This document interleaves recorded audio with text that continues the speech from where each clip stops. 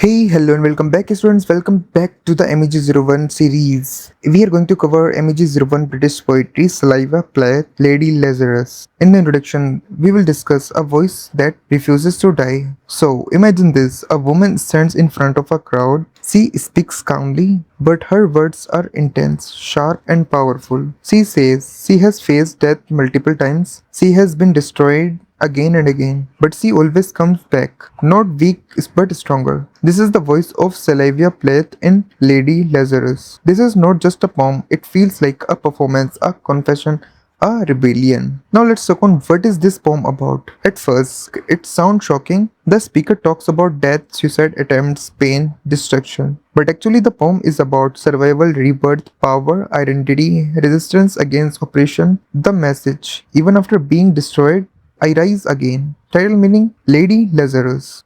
The name comes from the Bible. Lazarus was a man brought back to life by Jesus. Here, Plath creates a female version, Lady Lazarus. Means a woman who returns from death. But this is not religious miracle. This is personal survival, inner strength, and the structure of the poem says a dramatic performance. The speaker talks as if people are watching her. She is showing her suffering. This creates tension plus power.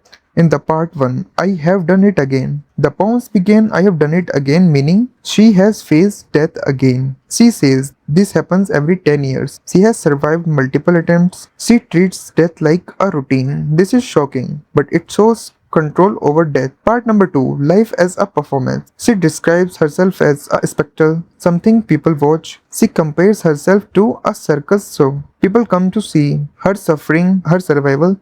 This shows society curiosity. Part number 3, Nazi imaginary. Plath uses strong imaginary. Nazis interpretations, camps, operations. She compares herself to a victim of violence. This does not mean literal history. It symbolizes extreme suffering, control over body and identity. Very important for exams. Part number 4, body as object. She talks about her body, her skin, her frame, her remains, almost like an object. She shows her society treats people, especially women, as object. Part number 5, death and return. She says, dying is an art, she does it well. This is not glorifying death, it shows her control, her awareness. Every time she dies, she returns. Part number 6, final transformation. At the end, she becomes a phoenix-like figure, a bird that burns, rises again from ashes. She says, out of the ash, I rise. This is powerful, she is no longer weak victim. She becomes strong, dangerous, unstoppable. Central themes is be like number 1, death and rebirth, repeated cycle, destruction, survival and rebirth, power and control. She refuses to remain a victim.